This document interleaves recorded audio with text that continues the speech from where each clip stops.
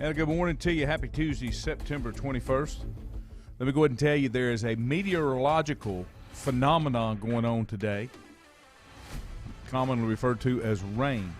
But we do have rain and rain in the forecast for today and tomorrow, and cooler weather. Yes. I'm showing 67 degrees here, and it was nice this morning. It's not a hard rain. I think there's a chance of some rougher weather coming in tomorrow, more so than even today, but that's okay. We'll get through it. Glad to have you along with us this morning. Packers win last night, no surprise.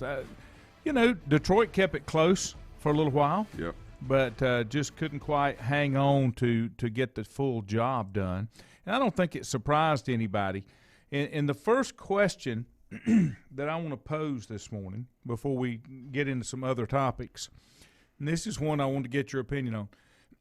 Is there a difference between arrogance and confidence? Huge. Okay. Huge. Okay. You can be confident without being arrogant. Yes. And you can be arrogant and not really have anything to be confident about. That is very true. But you do have to have confidence to be competitive, to be a competitor. Yes. You have to have a little bit of ego.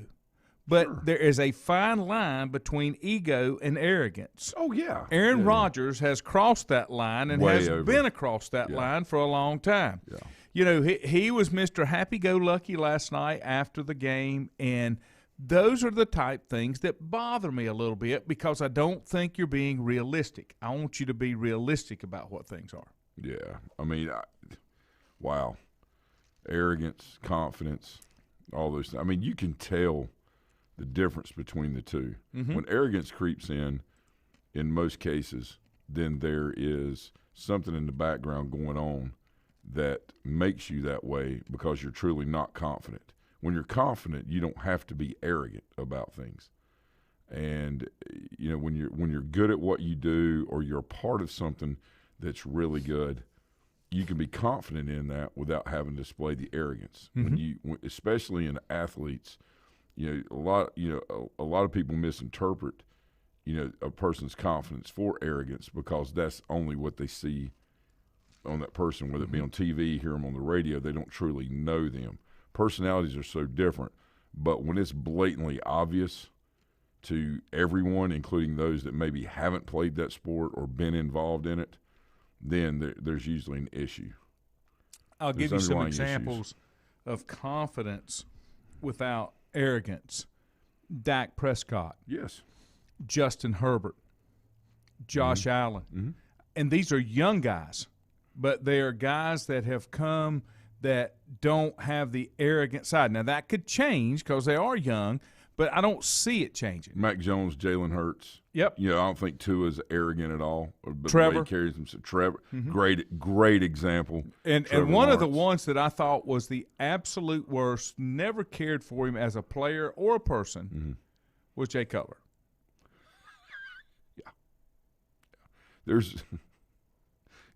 Just didn't. Yeah. When other players are hollering at you from the other side of the field, and one of those players was played quarterback at State.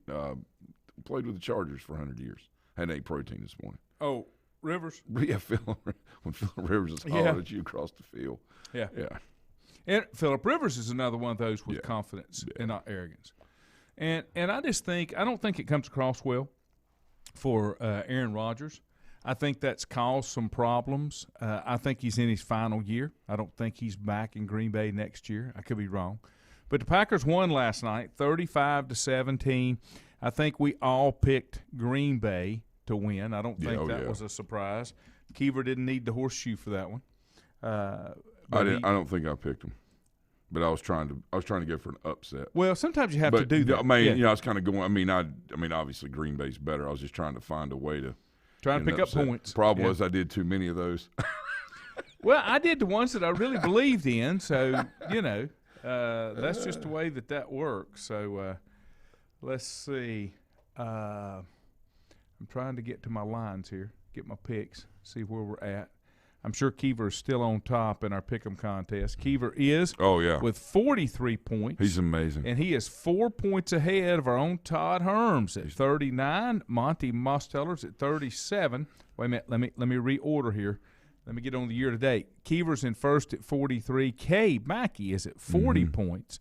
Todd is in third. Brett's in fourth at 38. Tied with Todd Drum at 38. Michael Powell, the professor, is 37, and he didn't pick the first game.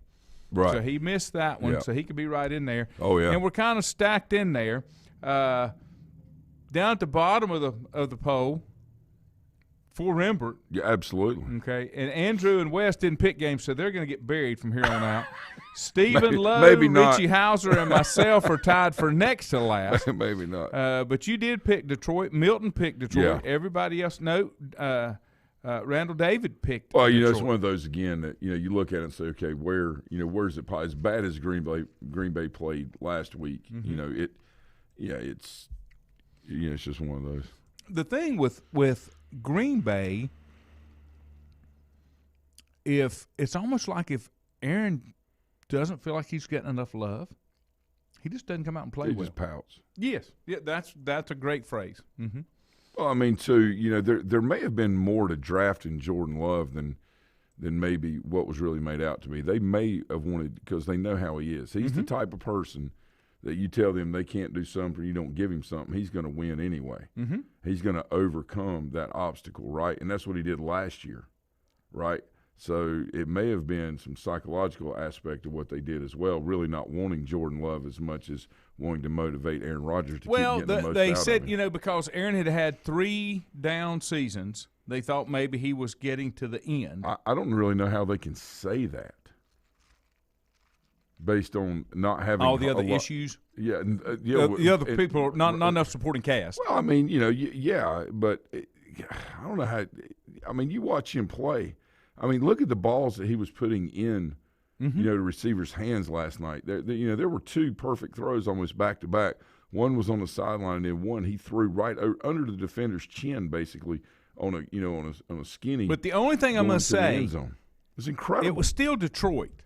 Yeah, it was still Detroit. It was, but they are professionals. Yeah. That's the difference. I mean, you hear people all the time talking about, well, this college team could have played them and beat them. That is not true. Any college team that's out there would get decimated by pro guys. That's correct. You know what I'm saying? Let me give you these comments. This is Aaron Rodgers, courtesy of ESPN, after the game. Last week we were really disjointed on offense. The first half was the same way, but the second half we came out, got into a better rhythm, got a turnover, and put the game away. Yeah, you talked about this guy, 4 touchdowns. Just what was working for him, the connection you guys had that enabled him to have that kind of a night? Well, it's just kind of the way they were playing. They were trying to take away Devontae, playing a lot of too high. He had matchups on linebackers for a lot of the game. So, Matt dialed up some good schematic plays, and then he just made a bunch of plays on his own. Now, just like last week, just one game, but how important was it to get right tonight? I mean, it's one game. We're 1-1 now. We're 1-0 in division, so we feel good about things. But it's early. Thank you, Aaron. Appreciate it. All right. And there you go. It's early. Well, I mean, he's right. He didn't say anything wrong there. He did have this comment. He made the comment that maybe he's cut back on the trolls now. Maybe there won't be as many trolling as there were before. What was interesting when he talked about them playing too high. The one ball he hit on the deep right, where he threw it over the shoulder and made the great throw, they were not in too high. They went straight man there, or they went cover one, which is man free. And the other one where he threw the skinny post, it was almost like it was a matchup too high, or some type of matchup. Man, I couldn't see the whole field when they did. They just showed they didn't show it from way up top. They just showed it, but that's kind of what it looked like. But he was talking about throwing a check down or going underneath where he's covered by the linebacker. It was almost like they were trying to be like Detroit was trying to be in a bend but don't break type scenario. They ended up breaking them. It was like, why not stay in the too high look? Let me ask you this question. Since you say that, I'll go down a small rabbit hole and just ask you. You call defense. Yeah. Okay.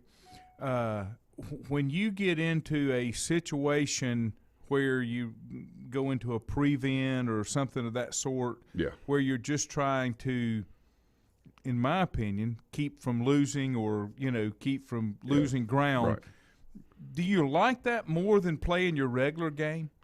No, not at all. But situations call for different things, right? So, excuse me. Great example is we're playing Christ School, and we're in overtime with them, and it's 4th and goal basically. Because you start at the 10 in overtime. We gave them the ball first. So it was like fourth and goal from like the 40. Well, I'm not playing our normal attack style defense in that scenario. Right. So we, break it out and go cover 4 deep and, spread wide and, that kind of thing. Just keep the ball in front because all we got to do is keep them from crossing the goal line. That's the only thing we had to worry about. We didn't need to worry about them getting 38 yards there just from crossing the goal line, right? Mm-hmm. So, but to answer your question, absolutely not. I mean, I want to go get people. I want to be as attack style as possible within the, what our players' abilities allow us to do. And and setting them up for the most success to give us what we need. I just think, especially at the high school age, there's a lot of kids that age that can't understand the philosophy and mechanics behind it. Yeah, you're right. You're right. You get into a prevent style defense and they ease off. That's the mentality. That's not right. what it's about. No. You still have to have the same level of intensity. Yes. It's just you've got different goals and different objectives that you're doing. Right. But at the high school level, it seems like the high school kids think that when I get in prevent, I can let up a little bit, and that's why I never liked it. Yeah, so when we get into prevent, it is stressed that you play with the same aggressive mentality but in a wider area. Okay, so, we want you to be spread out a little more throughout the field, but when the ball comes in your area or the ball has been thrown or run, and you're pursuing it, you are to do it with the same basically vile and just, aggressiveness that we ask you to do in the box. Okay? And our safeties have that mentality as well. The thing that's different about the kids that we have, I feel, okay, and this is just an opinion, but I have grown up. Obviously, but I have watched these kids and been with them since they were about 6 years old, 5 years old, some of them since they were before kindergarten. And the mentality and the day-to-day and just the interaction with them and having the mindset to be that way, to not relax when it's time, that's a big deal. And I just posted something a few minutes ago that popped up on a 3-year timeline when I had these guys in middle school. And we were 1-6 that year. And people were like, oh, why are you? I said, whoa, wait a minute. I could care less about winning middle school championships. Right. If I wanted to win a middle school championship, I'd run a split back veer and run a 6-2 defense. That is not what we do at Maiden High. We started putting in what, Coach Burns, or trying to, put in Coach Burns' offense as best we could and then running that defense. Mm-hmm. Okay? We didn't worry about winning games. We worried about preparing each week, doing the very best we could. Now, we had some injuries, but so did everybody else. Big deal. We had very close games. But the point was, if you stick to the process, and that mentality is in place, Lanny, to answer your question where you started, that's when they get to high school and they understand there is no relaxing. I've got a job to do, and I'm going to do my job. And that's what's most important. Me doing my job. I'm not worrying about everything. What about this? No. Do your job. And that's what they do. Well, I've always said that the successful high school programs, the ones that year in and year out, have the same philosophy from Optimus all the way up. Yeah. It may be scaled back to be able to handle based on the age of the team, but the same general philosophy. You're not having to reteach every year because you don't have enough time to reteach every year. And that's why it's key that you start implementing that stuff as you get younger. See, Chuck, run. Good morning. I'm sorry. We run on. I coach Garrick's 9 and 10-year-old team after high school football at night. I go for another hour and a half, 2 hours. But we run as close as we can Coach Burns' offense. We call it the same number system, okay? Now, we can only run 4 or 5. Maybe I put in 2 more last night, but we can only run 4 or 5 plays, which is fine. These are little kids, and they love football. But now, defensively, we do run a 6-2, but that's because when they're young like this, you've got to get as many as you can on the line of scrimmage so they learn how to play football. Right, because instead nobody's of going playing to basketball. Nobody's going to go 25 yards downfield. You know what I'm saying? So we're learning engagement right Yeah. now. Now, next year, when some of them move up to the 11 and 12, we will start implementing the odd front. which is we can't run the nose right now in our league, like the nose, so we have to split the middle. But also do some split middle stuff with our guys too. But anyway, but the 34 basics, we will basically be running a 5-2 next year. And then, that 34-52 style, gap control, also moving the front, and then we'll, go from there. Chuck said, going back to the prevent thing, Chuck said the pros do it in prevent too. And it drives me crazy. Chuck's right. Because you've got professional quarterbacks. You start giving them 30-yard cushions, and they're going to eat your lunch. You better hope that they need more than a field goal if you're going to do that, because they'll get down the field goal range in no time, especially a Tom Brady, a Patrick Mahomes. I mean, there's guys out there that can do that. Stephen said South Point does what you did, starting at the rec level, running high school. Shelby does it. A lot of these teams do it. Yes, Shelby does a great job of it. They've gotten much, much better at it. Let me take a time out, come back. We'll continue the discussion. Thanks for joining us this morning. Glad to have you in on a rainy Tuesday. Get ready for us. It's going to be here a couple of days. Untangling your headphones, finding the right remote, saying goodbye to your favorite shirt that hasn't fit in 10 years. Why are simple things sometimes so complicated? Thankfully, with auto owners, insurance doesn't have to be one of them. Auto Owners works with independent agents who live in your community and answer when you call, so you can worry about more important things, like finding a new favorite shirt. That's simple human sense. Call Mooney Insurance in Maiden or East Lincoln Insurance in Denver, or visit mooneyinsurance.com. Times convenience stores are more than convenient. They're your neighborhood store, your store. With locations in Lincoln, Catawba, Gaston, Iredell, and Mecklenburg counties, there's one near you. Times convenience stores have the right items at the right price, from snacks, cold drinks, and light meals from the grill, and there's always a special to save you time and money. Times has what you need. Times convenience stores, there's one near you. Regardless of where you're going, there's one on your way. Remember, there's always time to stop by Times. Have you thought about when you would like to retire? One of your major assets is planning for retirement is time, and you lose a little of it each day. The longer you wait to start accumulating capital for retirement, the harder it's going to be. How should you plan for retirement? Start by calculating approximately how much capital you will need at retirement, then estimate how much you will have to put away each year. Finally, carefully choose the investments in which you will invest. Stifel Nicholas can assist you. Call Fort Rembert today at 828-624-7300. Stifel Nicholas, member SIPC, and the New York Stock Exchange. First Federal Savings Bank has been serving Lincoln County since 1940. And as it has been from the beginning, customer service is a priority to First Federal Savings Bank. They want to get to know you by name. First Federal Savings Bank has the convenience, the products, and the services that the larger banks have, but with hometown people that you see throughout your community. Stop in and visit one of their 4 convenient locations and see what First Federal Savings Bank has to offer you. Member FDIC, an equal housing lender.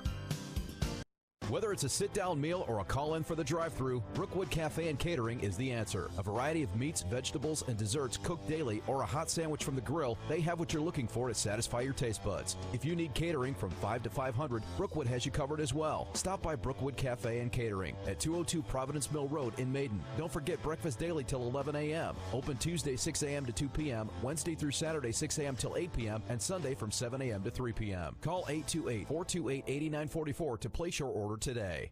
Covenant Church began as a vision of just over 100 people in 1984. Since then, Covenant Church has grown and currently located at 2168 Gastonia Highway in Lincoln. The Sunday schedule includes early morning worship at 8:30, Sunday school at 9:45, and morning worship at 10:45. Their ministries extend beyond Sunday. Visit their website at www.covenantchurch.church to see all they have to offer, and better yet, stop by and see for yourself. Covenant Church may be just what you're looking for a new church home. If you ask around, you'll find Burke Mortuary has a reputation for excellence and commitment to value. They've built a reputation of trust for more than 35 years. Burke Mortuary is proud to offer personal attention, meaningful tributes, and the area's most affordable prices. They're also proud to offer you beautiful, state-of-the-art facilities. It's the perfect place to honor your loved one. So when choosing a funeral home, the choice is easy. Choose Burke Mortuary with locations in Maiden and Newton. In the best of times, no one is more deserving of every opportunity, encouragement, and support than the youth in our communities. Parents, teachers, coaches, and sponsors struggle to stretch their budgets to continue help. Communities need a team effort. Times Oil Corporation, a longtime member of the community, established the Times Educational Alliance Mission, or Team Foundation. Since 2011, over $125,000 in grants have been donated in the community. Times Oil and the Team Foundation are proud to be community partners.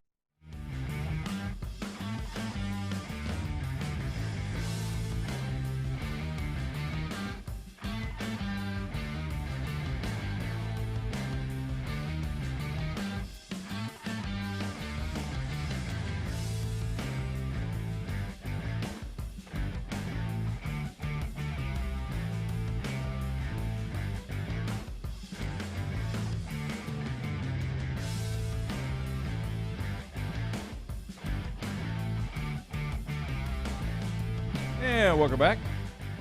Glad to have you in the house this morning. Rain falling.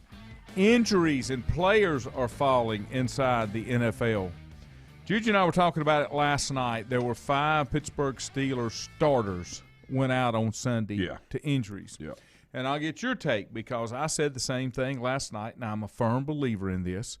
We have and these injuries that have occurred are soft tissue injuries, okay? Strains, ligaments, hamstrings, quads, whatever. Now, there have been a few tears. There was somebody got a torn pec that's out for the season. Right. That's different. Yeah. But I've said over and over, and I still believe this, there are more injuries because there's not enough actual playing time put in prior to game time to condition the body. I gave this example last night. If you go look at trying to think off the top of my head, a Keith Richards, a John Paul Jones on Led Zeppelin, these great guitarists, a Jimi Hendrix if he was still alive, the only way he could play like he played is because his fingertips were calloused. And it's the same way with your body. Yeah, well, no, it's true. You know, you can't – that's why your fingers hurt. That's why your body can't take the abuse, and they don't let them hit in practice. That's one theory, and that's one kind of aspect that I'm taking a view of it. The second one is there's a lot more players with a lot more dinged-up injuries that it doesn't take much for those injuries to reoccur. So my question to Juju last night, should they put more time into it? The players are the ones that don't want to do it, but the players are the ones that are suffering, but they still get paid. So there's different motivational factors there. But the one thing that should happen with most franchises, in my eyes, there's a lot of non-superstar players that probably need to be exchanged more instead of keeping this lineman for 9 years because he's really been good and I really don't want to have to change and teach another one. These guys don't have the longevity that they used to, and I think part of it is the abuse they take through the college ranks. No, it is. And until you body can only take so much. No, until you put everybody on salary, you can forget doing more because it's such a business. You know, when they go into college, you know, there's a little bit more leeway now with the players because the focus has been put on them, you know, instead of the programs. Just like it is in the NFL. You can have your NFL team, but it's all about the player. That's kind of the way things have turned in college, you know, with many, many teams or, you know, I dare say programs because I don't see a lot of those. I just see a lot of teams. You know, the rules have been, you know, made for the college and pro, Lanny, for, you know, being able to move around as you need to, do what you want to, free agency, you know, the portal for college. And that's caused, you know, some major disruption. It's given more control to the players, and I'm not so sure that the best product is put on the field. You have a lot of people that criticize, and they always do. They criticize people who do things very well.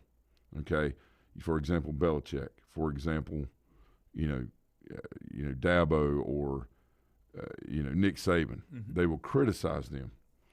They will criticize them because they will say, "Oh, they cheat," or they're not, you know, they're doing this or doing that. The bottom line is they keep the focus on the program, right, and the process of everything and not on the individual. And when you focus on the individual, then that's when individual things start happening. All right? You never hear about New England having 5 guys go out for certain injuries and then it being detrimental to their overall success. Remember when Tom Brady tore his ACL, the backup, the boy that was, I believe, the quarterback at Florida State that was so good. Castle came in, and they had a great season. I think he won like 12 or 13 guys, just thinking back on it. But even though Brady was out, the system was in place, and that's where a lot of the question came from. Is it really about Brady or is it about the system? Well, Castle stepped in, and they won games. Name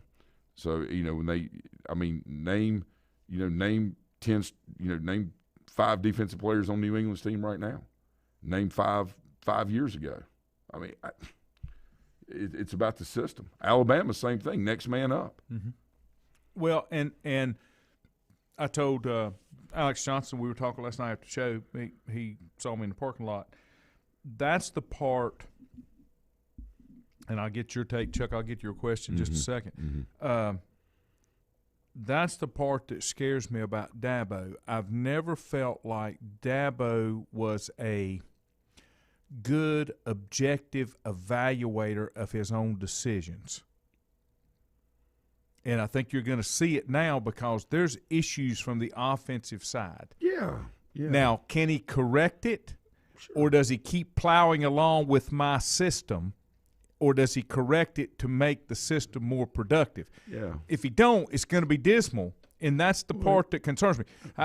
I think that's where Saban, that's where Belichick, where they've been successful is they've been real evaluators. Like, for example, when Saban made the change at quarterback with Jalen Hurts, right? Yeah. And replaced him. Jalen Hurts transferred out. But he made the decision. 2 years later. He thought that was the right decision to make. Yeah.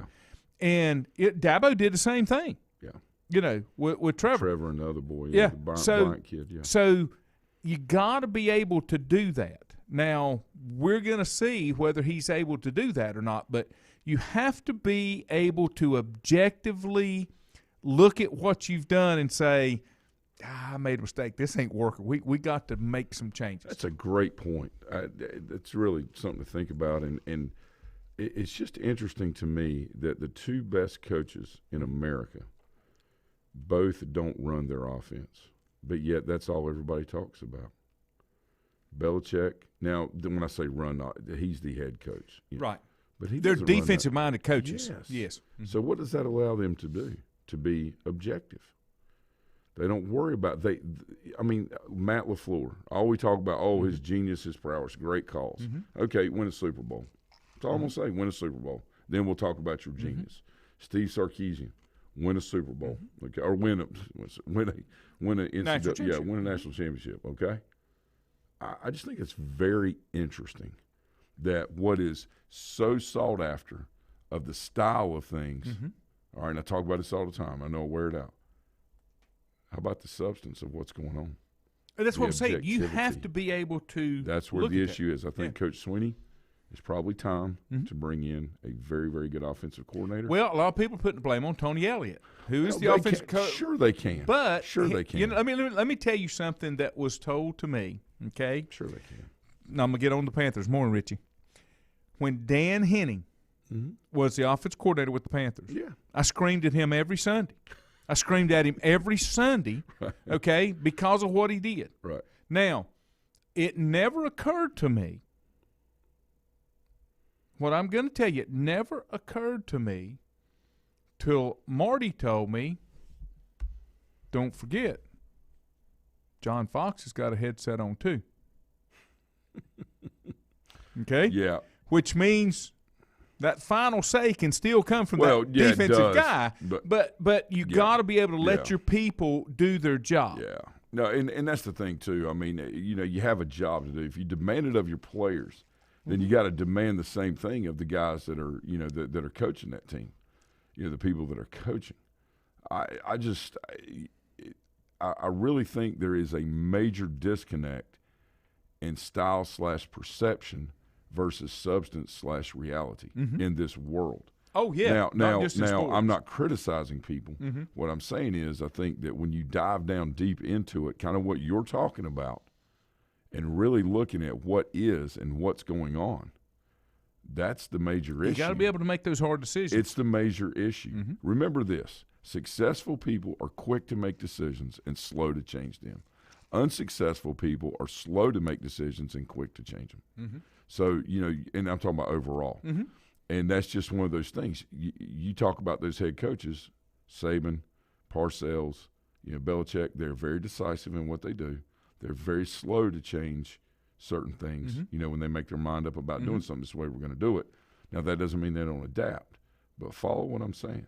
They show all the traits of success, and then they allow the environment to be such where the people that are involved in their environment are allowed to thrive. And that's where the issues are with programs that have spillovers. That's why it took Dabo so long to become successful. He couldn't turn loose, yet he was not the best person making the decisions. I criticize him for that. I still think that's why I'm saying I'm a homer, but I don't have any problem getting homer. No, you're right. I think you are, but even though he's not directly the offensive coordinator calling plays, he carries the folder around. He is. He wants to be. He's having somebody call it the way that he would do it instead of calling it the way that person. You got to sees step it. away. Yes. I give Coach Byrne, our coach at the high school, a tremendous amount of credit. As far as that goes, he seeks to understand and trying to, instead of always worrying about being understood. We talk about defense and what our philosophy is, and we're running the scheme that he wants to run, but he allows a lot of, he allows me a tremendous amount of leverage to make sure that I got the pieces in place to do what we need to try to do. That doesn't mean it's perfect or foolproof, but it's like anything else. But that is important. We work collaboratively on things, and he always has the final say. Yeah, that's the way it's supposed to be. Chuck, back to your question. Chuck says, "Give me your hot take on Panthers defense. Real or not real?" I think it is real. The defense is real. The defense doesn't concern me. Okay, the offense is what concerns me. I'm still going to have to see that really come to fruition. Now, I'll say this. Sam Darnold is impressing me more than I thought. I like Sam Darnold. I'm still sticking to my 8-9. It may cross 500. It's going to depend on how well that offense can play. But I think the defense is real. I think the defense can play with just about anybody, and I'm going to tell you why. The defense can do it because they're young and hungry, and nobody's gotten paid. So looking at that, that's a great. Who was it? Chuck that asked that. It's a great question. So I do think because of their youth, that I always say there's a reason defensive coordinators in the NFL in your top flight schools, Division I schools. There's a reason they're there. They're that good at studying behavior. Well, the same can be said for offensive coordinators. Now, with the defense being as young as it is and flying around, they're exciting. And I am very hopeful that they are for real. But what you're going to likely see over the next 4 to 5 weeks is some exposure of their youth and, some of the things that they do by some of the offensive coordinators, as they play. Okay, so I think you're going to see some of that. Does that mean that they play any less or do any less? No, but I think some things will start to be exposed like you see on – rookie quarterbacks, in that sophomore year, that slump they have normally, is because defensive coordinators have enough video on them to be able to, do things, okay? So, again, to answer Chuck's question, I'm about 80% yes on do I think they're for real. I want to see if they're able to overcome any exposures that offensive coordinators will pick up, the offensive staffs of the teams are playing, to see how that goes, and then let's do the circle back, right? Yeah. let's go back on that in about 4 to 5 weeks, Chuck, and see where we are. Now, Cape said if the Panthers ever invest into a decent offensive line in the next 2 years, they're serious competitors. The problem's going to be, and I argued this point with Marty all the time. Yeah. NFL franchises are on a 5-year window because of contracts. You've only got X amount of time before you run out of money paying. The new thing in the NFL, and everybody's doing it, if you're going to win and win big, you've got to do it while a quarterback is on his rookie contract. So you've got the money to put the veteran players around him. Now, that's the part that concerns me. Now, if Sam Darnold is the quarterback, I want to say he's on a 2 or 3 year deal, but if he becomes successful, he's going to want to get paid like everybody else. And then you got these young defensive players that want to get paid, and you're going to run out of money. The pot gets thinner. Now, Richie said, meanwhile, Zach Wilson, Jets, had 4 completions and 4 interceptions on Sunday. But here's the deal, Richie. That's such a dysfunctional offense and team. I'll give you another example. Not being the homer for Trevor, but Trevor's taking some tough ones because he doesn't have anything to work with down there. He has a coach that understands rebuilding. He doesn't have the pressure. But you take like a Zach Wilson or a Trevor or any of these other young quarterbacks, if you plug them in as a backup and then they got the opportunity to start with the Rams or the Chiefs or thinking of more high-powered offenses or Indianapolis that's got pieces. Indianapolis has got the best offensive line they've had in years. Any of these young quarterbacks can step in and do it. So I don't read a lot into that. The part that bothers me is like with the Jets, when they have a quarterback, they don't recognize where their issues are, or if they do recognize it, they make no effort to change it, and then they can't become successful. I'll go back and say, now the quarterback at the Raiders is David or Derek Carr? Derek. When David Carr came out, if they hadn't beat him all to hell, he would have been a good quarterback too. I like that guy, man. Boys, he could play. He could play, but he had nothing around him. And then when he got to the Panthers, there was nothing left. No, I mean the mileage. The years weren't long, but the mileage was tough, right? So it's Zach Wilson. Okay. So my thing is, when you look at these players and you're taking them, and of course that is their job. I mean these people do all the film study, they do the psychological analysis. But it just seems to me that a lot of teams want to take the quarterback off the best team instead of truly evaluating the quarterback like a Josh Allen who everybody missed on. That's exactly right. Well, and who did Zach Wilson play against in college? He wasn't in the SEC. If you're not in the SEC, I'm sorry, playing against those defenses, and there's only 4 or 5 of them. It's not the whole conference. Let's just throw it out there. I mean, maybe a couple of Big Tens here or there, but I sit there and watch, and I watch Caleb, go down in the draft, and it's because everybody's got to get that quarterback. Jordan Love a couple of years ago, how's that working out? He's still not ready. Yeah, and he won't be. Zach Wilson, how's that working out? Yeah. He said, well, he's a rookie. Okay, thank you for stating obvious, but what are we talking about here? Where is that? What about Zach Wilson tells you that he's going to win a Super Bowl, that he can lead his team to a Super Bowl? Why? And I'm not criticizing him. I'm saying the competition he's played against, Lanny, and where he played. And you say, well, you could say the same thing about Josh Buffalo. Josh Allen. Yeah, Josh. You can say the same thing about Josh Allen. No. There's nothing to say about Josh Allen. I'm going to give you a couple of things. Milton, you're exactly right. Bad teams destroy great players, and that's one of the fallacies of the draft. That's exactly right. And, John, you're exactly right. It's hard to tell anything after 2 weeks. Good seeing you the other week, John. We saw John last week up at Hen and Egg. Let me take a timeout, and we'll come back and address some of those things that we were just talking about and how I would look at it and try to fix that from happening. Back in a minute. Untangling your headphones, finding the right remote, saying goodbye to your favorite shirt that hasn't fit in 10 years. Why are simple things sometimes so complicated? Thankfully, with auto owners, insurance doesn't have to be one of them. Auto Owners works with independent agents who live in your community and answer when you call, so you can worry about more important things, like finding a new favorite shirt. That's simple human sense. Call Mooney Insurance in Maiden or East Lincoln Insurance in Denver or visit mooneyinsurance.com. Times convenience stores are more than convenient. They're your neighborhood store, your store. With locations in Lincoln, Catawba, Gaston, Iredell, and Mecklenburg counties, there's one near you. Times convenience stores have the right items at the right price, from snacks, cold drinks, and light meals from the grill, and there's always a special to save you time and money. Times has what you need. Times convenience stores, there's one near you. Regardless of where you're going, there's one on your way. Remember, there's always time to stop by Times.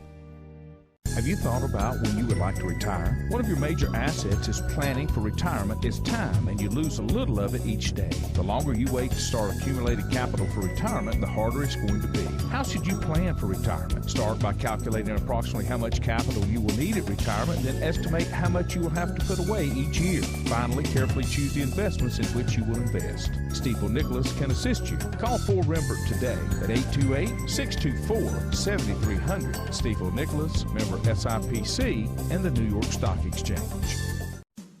First Federal Savings Bank has been serving Lincoln County since 1940. And as it has been from the beginning, customer service is a priority to First Federal Savings Bank. They want to get to know you by name. First Federal Savings Bank has the convenience, the products, and the services that the larger banks have, but with hometown people that you see throughout your community. Stop in and visit one of their 4 convenient locations and see what First Federal Savings Bank has to offer you. Member FDIC, an equal housing lender. Whether it's a sit-down meal or a call-in for the drive-thru, Brookwood Cafe and Catering is the answer. A variety of meats, vegetables, and desserts cooked daily, or a hot sandwich from the grill, they have what you're looking for to satisfy your taste buds. If you need catering from 5 to 500, Brookwood has you covered as well. Stop by Brookwood Cafe and Catering at 202 Providence Mill Road in Maiden. Don't forget breakfast daily till 11 a.m. Open Tuesday 6 a.m. to 2 p.m., Wednesday through Saturday 6 a.m. till 8 p.m., and Sunday from 7 a.m. to 3 p.m. Call 828-428-8944 to place your order today. Covenant Church began as a vision of just over 100 people in 1984. Since then, Covenant Church has grown and currently located at 2168 Gastonia Highway in Lincoln. The Sunday schedule includes early morning worship at 8:30, Sunday school at 9:45, and morning worship at 10:45. Their ministries extend beyond Sunday. Visit their website at www.covenantchurch.church to see all they have to offer, and better yet, stop by and see for yourself. Covenant Church may be just what you're looking for a new church home. If you ask around, you'll find Burke Mortuary has a reputation for excellence and commitment to value. They've built a reputation of trust for more than 35 years. Burke Mortuary is proud to offer personal attention, meaningful tributes, and the area's most affordable prices. They're also proud to offer you beautiful, state-of-the-art facilities. It's the perfect place to honor your loved one. So when choosing a funeral home, the choice is easy. Choose Burke Mortuary with locations in Maiden and Newton. In the best of times, no one is more deserving of every opportunity, encouragement, and support than the youth in our communities. Parents, teachers, coaches, and sponsors struggle to stretch their budgets to continue help. Communities need a team effort. Times Oil Corporation, a longtime member of the community, established the Times Educational Alliance Mission, or Team Foundation. Since 2011, over $125,000 in grants have been donated in the community. Times Oil and the Team Foundation are proud to be community partners.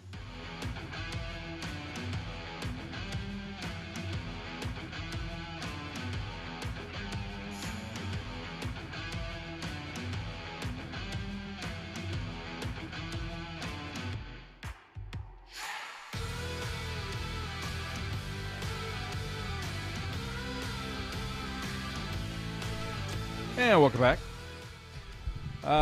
We were discussing a little bit about these rookie players coming in, and what do you do with it? And the Manning brothers were good again last night. Some people don't want to watch it the whole time. I'm not a huge fan of the current crew on Monday Night Football. They're not bad. There's not enough there for me, I guess. I'm used to a little bit more, and I've always thought Monday Night Football was a premier program, and there should be more there. There should be top-notch, but that's just a sideline there. When a franchise drafts a quarterback, there needs to be some expectation set from not only the coaching staff, the team, the ownership, whatever. Mm-hmm. There needs to be a plan put in place. Right. Do I want to just ruin this quarterback in the first year because we don't have one? Or do I get the quarterback and we mold him for a year and, now everything's become, I got to do it now. It can't wait. I got to do it now. Maybe it's over a job or trying to save your job. Then you're probably in the wrong line of work with the wrong ownership because they're not giving you an opportunity to succeed. If you don't have the proper pieces, you can't succeed, and you can't just get one and think it's a fix-all. No, that's a great point. And, the problem is the instant part of society that we have. Did you ever see the movie Draft Day with Kevin Costner? Mm-hmm. Okay, Sonny, I need you to make a splash. And so Sonny was going to change his whole draft philosophy based on making a splash instead of trying to build his team, to be able to put the best product on the field over a certain number of years. Well, it worked out as Hollywood has it, work out where he got his, 3 number ones, whatever, but or 2 number ones and whatever, a couple of trades. But the people wonder why there's failure, but you don't have to look very far to see it if you really want to look at it. Instead of looking at the results, focus on the process. Yeah. And if there's no process in place, then the results are much less likely to follow. And that's just the way it is. Quick take on this one. Mm-hmm. This came up, and this came from last Thursday night's game. Kenny Galladay thought it was kind of perceived that he was hollering at Daniel Jones. He's the wide receiver for the Giants. He said he was unhappy with Jason Garrett, that he had 3 catches on 8 targets for 38 yards, and he had a key drop. Before then, he had 7 catches for 102 yards in his first 2 games since signing with the Giants. $40 million guaranteed contract. Mm-hmm. If I'm a player and you bring me in, do I have the right, because you paid me, to complain about how you use me? Well, I guess you have the right to do it, but that doesn't make it right. I guess you have the right to say about anything you want to, and if consequences not in that environment. That's not on the sidelines. You don't do it. No, I'm not saying it's right. Mm-hmm. I'm saying, as a human being, I guess he has a right, but you only get away with what's allowed, within the confines and construct of what's going on. It's like anything else. I'm sorry. That people say, well, he could never say. I don't work well in that environment. That's just not gonna happen. The expectation has not been set that you don't do that. I don't care if you get paid $40 million. Your part is do your job. People say, well, yeah, but they're athletes. They can do. No. There always has to be people that are in charge and a hierarchy standard so things can follow. When that's in place, you don't have this happen. When's the last time you saw it happen in New England or at Alabama? I struggle somewhat with this because I want to give my absolute best for whoever I'm working for and whatever I'm doing. Yes, okay? Yes. And if I see something that I think will make us more efficient, save us money, whatever, I try to interject that, and I try to do it in a professional manner. Mm-hmm. Now, I've stopped that because it's falling on deaf ears, and right. I've become more of what you said. Right. Here's my talents. Use me as you wish. If you don't want to use me, that's okay too. You're the only one that's not going to get the benefit of my knowledge and my work ethic or whatever. That's the same thing that needs to be applied here. Obviously, there's a plan. Obviously, they saw something in Kenny Galloway that they brought him in and paid him that kind of money. Why are you getting upset? You're there to do a job. It's about the next payday, too. And, again, until things are salaried, this is what you're going to get. Should there be a salary schedule by position? Not by position. I just think in general. But that's not going to happen. It's just not going to happen. But the only other alternative you got is to do it the way New England does it. The head coach is basically the GM, if not, Bill Parcells type thing, and then you just go with it. People say, yeah, but other teams have won the Super Bowl. Andy Reid, no. Okay. But I'm talking about long term.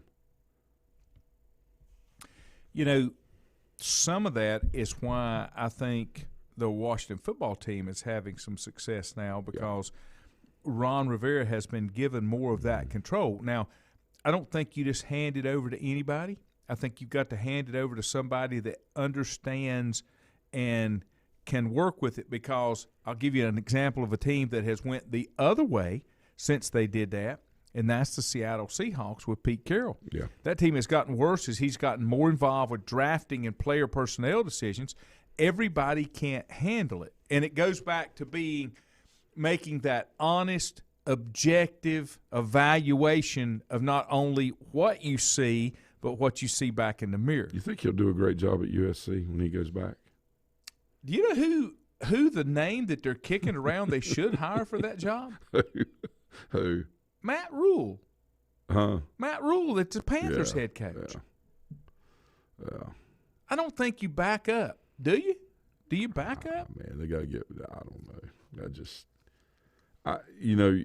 Times change, right? Mm-hmm. And, you look at the the programs, but you look at the teams there, New England again, Mm-hmm. you look at that.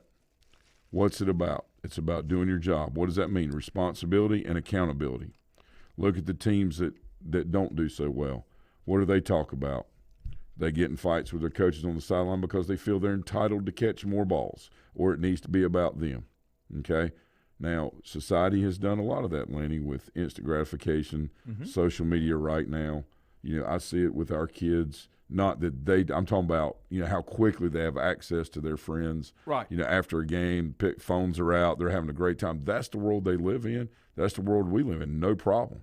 But what you have to do is make sure that they got that foundation in place, that it's about them doing their job and being responsible for that, and not blaming anybody else or talking about, why am I not getting mine? Anytime you have that, failure is imminent. Mm-hmm. It's happening. Mm-hmm. And that's why New York is where New York is. They allow those things to go on. Anytime you don't set expectations with anything, disappointment sets in. One final thing, and I'll get your take on this as well. This year has been a total reversal of last year in the NFL with the quote-unquote taunting calls. Okay?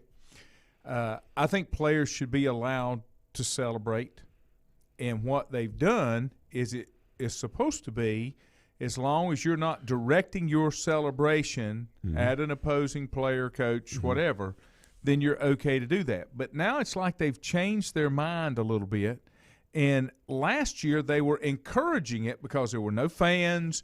They needed some excitement inside it. Go back to what I always say. I want consistency, because I think you've got players confused now on what's acceptable and what's not. And going back to school. Oh, yeah. Okay, going back to school, I never liked short answer questions. I always like multiple choice and true false, because there's a definitive answer. If there's short answer, if it's essay, there is not a definitive answer. It's left up to somebody's opinion, which doesn't make it right or wrong. It's just left up to somebody's opinion, and it's hard to know what somebody's opinion is of something. Well, that's because in today's world, you can say something that is true, but if it hurts somebody's feelings, then everything's done to make it not true, or to, just almost decimate truth. And so that's what happens. And again, that's where all the confusion's setting in, because there's no consistency. It's the same thing that we see on weekends in college football, or we watch, for example, the Emmys.